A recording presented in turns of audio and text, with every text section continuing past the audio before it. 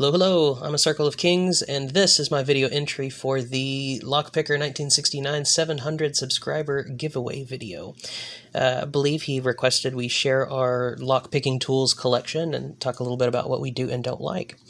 I guess for now I'm repping the Sparrows brand.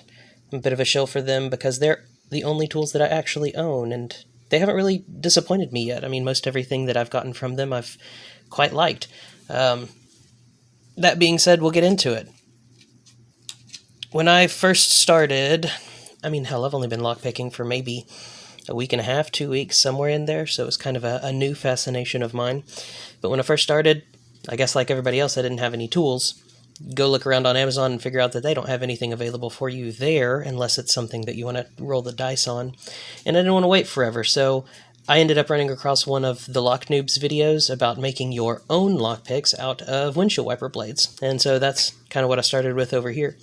Some of the first things I did was a Z-wrench, with a flat on one side and then a twist in it. I had no idea what I was doing, but this actually kind of worked. It's gotten me into a couple of different locks with my favorite tool, my little hook that I came up with here.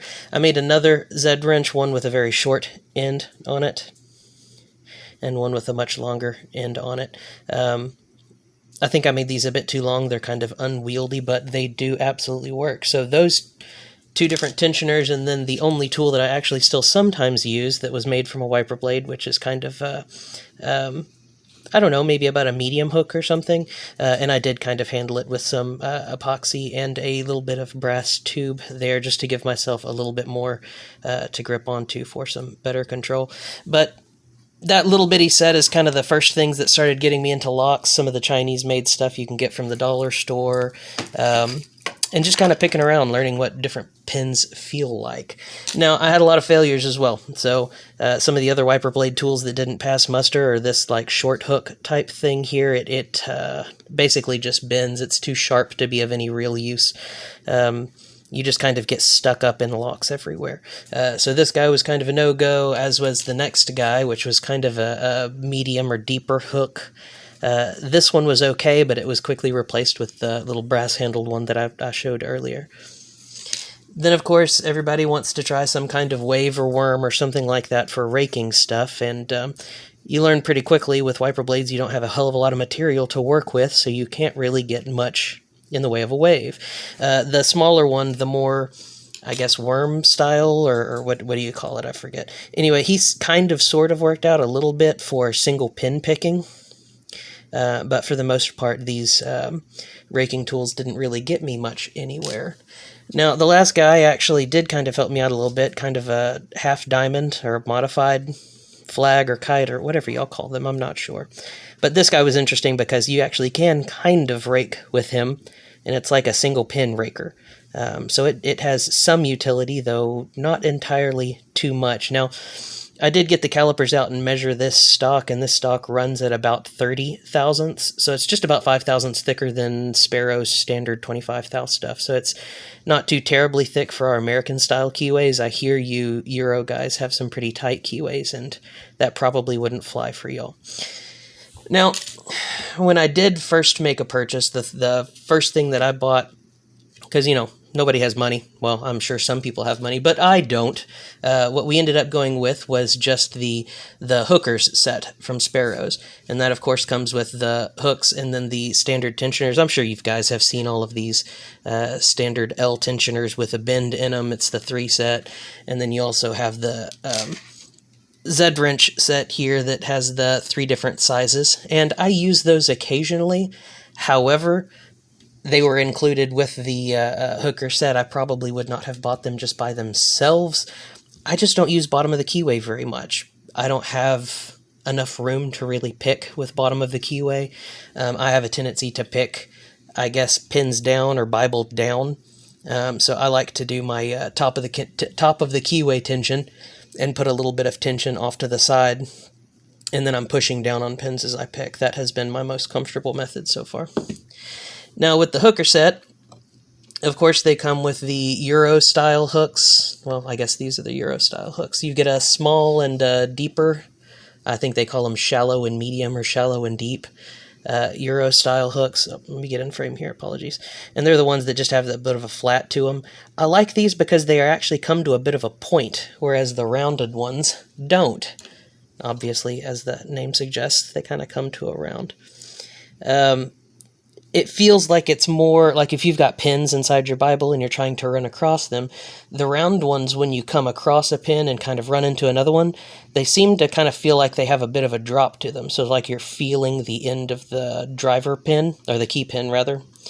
And it's like you can feel it, but it pushes your pick down a little bit. Whereas with a Euro hook, instead of coming across one pin, coming into another pin, you don't have that kind of a drop so much because you've got the point. It's like it stabs the next pin. So I feel like I get less pin manipulation accidents with these Euro style hooks. Maybe it's just in my mind, I have no idea. But the hooker set comes with one of each for the Euro and the rounded set, so you'll get two of the shallow and the little bit steeper in the Euro, and the shallow and a little bit steeper in the round picks. My absolute favorites are going to be, and the combo that I go to most is usually the Euro hook shallow with a top of the Keyway tensioner, the Sparrows heavy bars. And the Sparrows heavy bars come in with two. They're both in 50 thousandths, but and I will say 50 thousandths tends to work exceptionally well for a couple of different keyways. So 50 thou works nearly perfect. In like the Schlage SC1 keyway, there's not a whole lot of wiggle for the actual tool in that keyway. You pretty much, the second you put any kind of tension on the tool, you get core movement out of the actual lock. So it works fantastic in the Schlage SC1s. It also works really great in stuff like your American locks, the 1100 series. So those fit exceptionally well and tight and nice, and they provide excellent feedback. One of the things I was trying to get into, and I still have not got it open yet, so it's still kind of on the chopping block, is the Abus 5540. And I noticed that this keyway is a little bit narrower. So what I did with my 50 thou was I took a small diamond stone and rubbed it on the diamond stone on both sides until I got it ground down to approximately 40 thousandths. Now, the 40 thousandths seems to fit nice and tight into the 5540 keyway as well. So I've got a very tight fit with very little wiggle in the actual keyway itself, but I get good core movement. So that has been really cool. I've liked the thicker ones just kind of with the attitude of if I don't have the right tool, at least I've got more thickness in my stock here so I can just modify my tool. Now, talking about modifying tools, I did mention kind of quickly and briefly that what I do is just kind of reference a flat and then give it some laps back and forth on the flat until you get it nice and smoothed out down to the thickness that you like. Obviously, I check those with a digital caliper and try to kind of keep things to consistent areas. But once you have ground it down, it's always nice to smooth things back out and polish them because smooth, shiny tools like to be inside the cores, but rough ones don't. They like to hang up and snag. So to that end, from one of my myriad of other hobbies, I have created my brain just completely derailed. Apologies. It's a knife strop.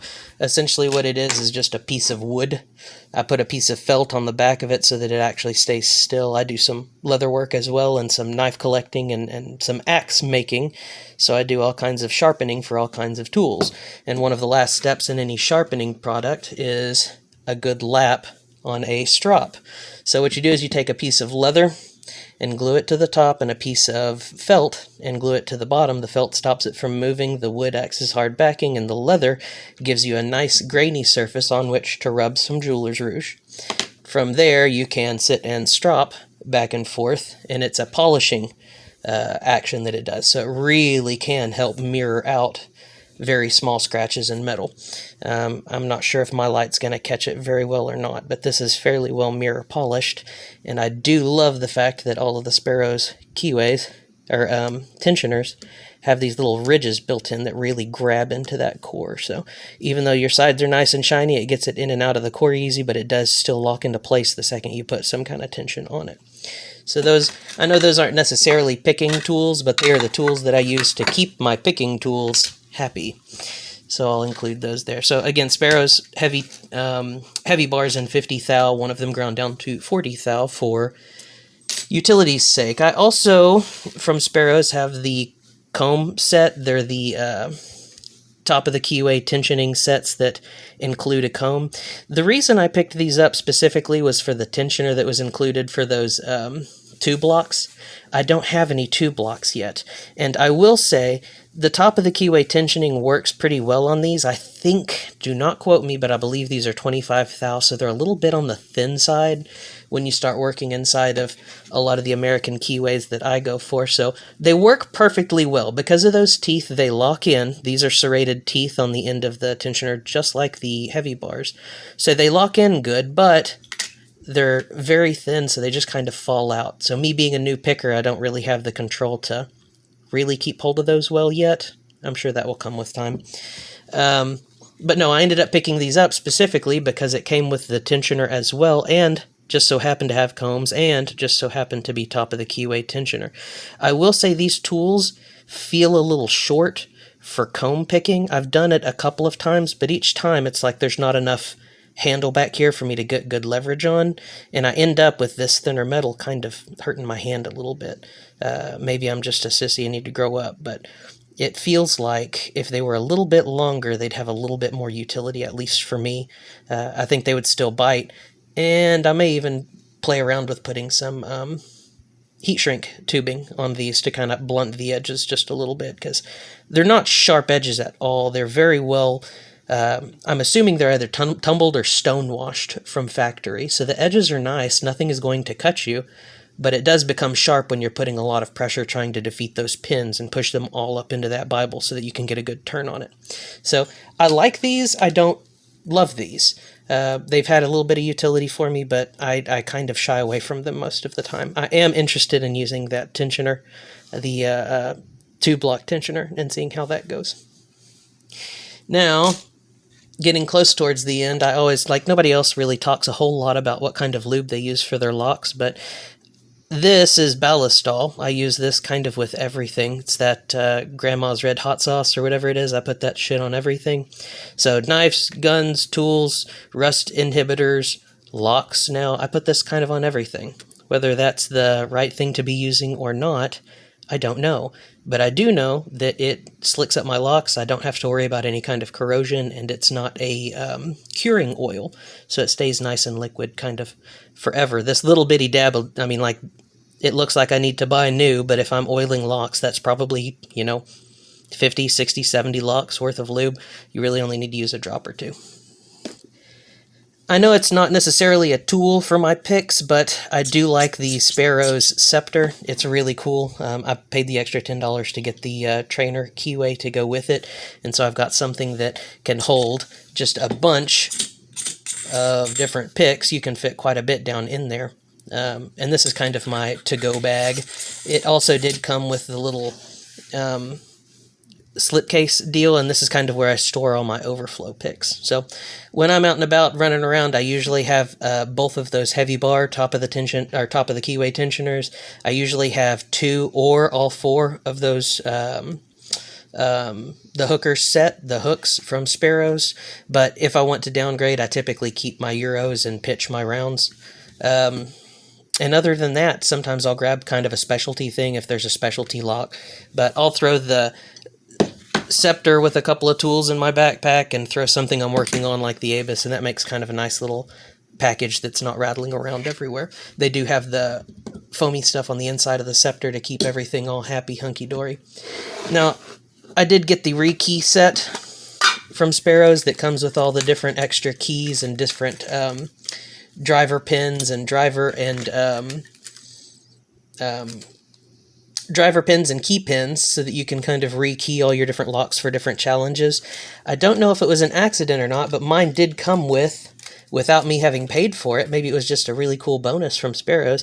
It came with the chess set, I believe, that Lock Noob ended up making, the ones that has the little pawn-looking driver pins and checker stacks and kings and all that cool stuff. These are actually pretty neat, but my skill level is nowhere near being able to feel that intricacy inside the Bible. So again, maybe one day. One of the things I did want to point out is that for a follower, they give you this plastic thing, and it's fantastic for Schlage-style keyways, which is what it looks like. Sparrows is almost their whole bread and butter. But I did recently, and you'll see in my video playlist, that I have been working on my green belt, and I've been picking the American Lock 1100. Well, this follower is too large. That core is much smaller. I didn't have anything for it. I'd seen other people recommend a AA battery. I'm sorry, AAA battery. And the AAA battery works fantastically. However, it's slightly tight, and there's no stop to it. So that AAA battery can slide all the way through the actual Bible itself. So it can either come out by the left or come out by the right, which can be helpful if you're trying to pin some from the back before you start pinning from the front as you slide the follower through. But I found that just a 38 special shell works pretty well. Now, I do some ammo reloading as well, so I've got some random bits and bobs for ammo componentry kind of laying around. But a 38 special round that's been decapped, so fired and decapped, it doesn't need to be resized or anything special, tends to fit inside that core perfectly, and then the head of the rim actually catches on the back. So you can slide it into the core of the 1100 series, and it does not slide all the way through.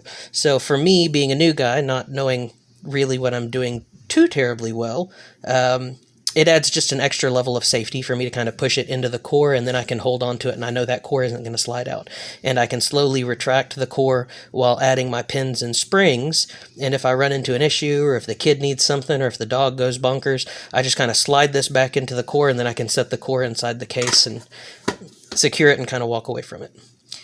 Anyway, I hope that has been what was required, maybe a little bit helpful. Maybe somebody caught something from the new guy. I don't know. But anyway, I have enjoyed watching a couple of your videos, Mr. Lockpicker 1969, and this being my first entry video, I wanted to give you a quick shout out and say good work, good effort. Thanks, and I'll see you all later. Bye.